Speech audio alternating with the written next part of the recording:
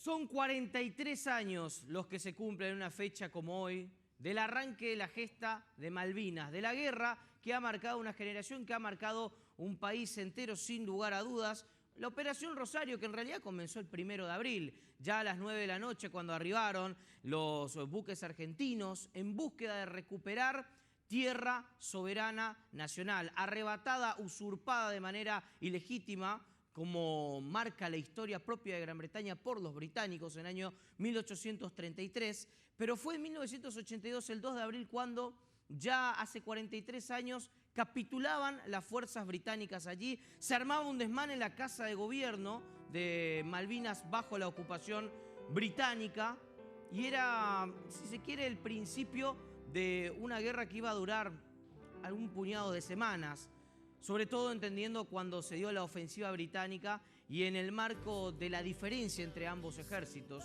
A ver, si vamos a los números, 649 soldados argentinos fueron los que perdieron la vida en Malvinas o dejaron la vida en Malvinas en todo caso, que se encuentra obviamente su recuerdo allí en el cementerio, en el Darwin, que es el que está ubicado en las islas, donde descansan en paz. Pero por otro lado vamos a meternos con, de alguna forma, la participación de misiones. ¿Qué pasó con los misioneros? ¿Cuántos fueron? ¿Qué ocurrió durante ese 2 de abril en realidad hasta junio de 1982?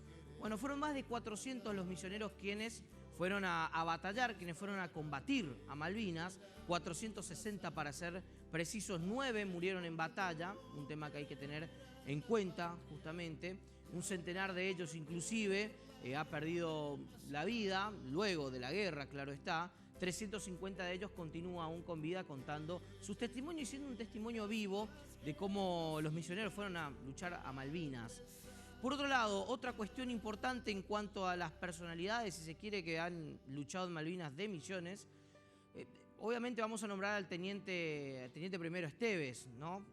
A ver, si bien es un número importante, decíamos más de 400 soldados, 460 soldados misioneros que estuvieron en Malvinas, quizá la figura del teniente Esteves es la más llamativa de todos por su historia, por la valentía, por las cartas que envió desde las islas, que han quedado no solamente en manos de la familia, sino que han sido parte de la posteridad, de alguna forma, de toda la República Argentina. Además, un soldado que tuvo un ascenso póstumo, los ascendieron a teniente primero luego de su muerte, lógicamente, dándole también el carácter de héroe de Malvinas.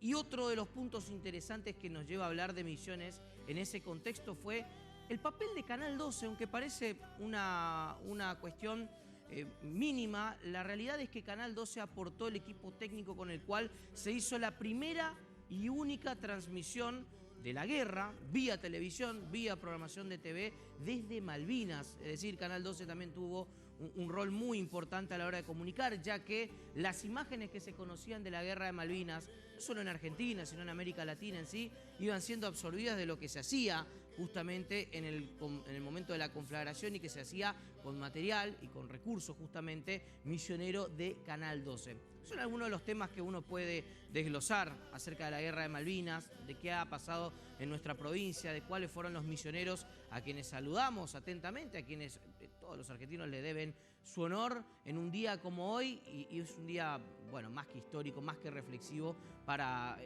de alguna manera valorizar esto que desde pequeño nos enseñan, que es la soberanía, y cuánto hay detrás de la palabra soberanía, del cuidado de lo que a uno le pertenece, no como esta señora que ha sido una ladrona a mansalva. Hablo de Margaret Thatcher, ex primera ministra británica, que fue la encargada de mandar a las fuerzas británicas a combatir con la tecnología de la OTAN. Argentina estaba combatiendo contra la tecnología militar de la OTAN, siendo un país de América del Sur que el único apoyo que tuvo fue el de Perú, levemente el de Brasil, levemente el de Cuba y no mucho más.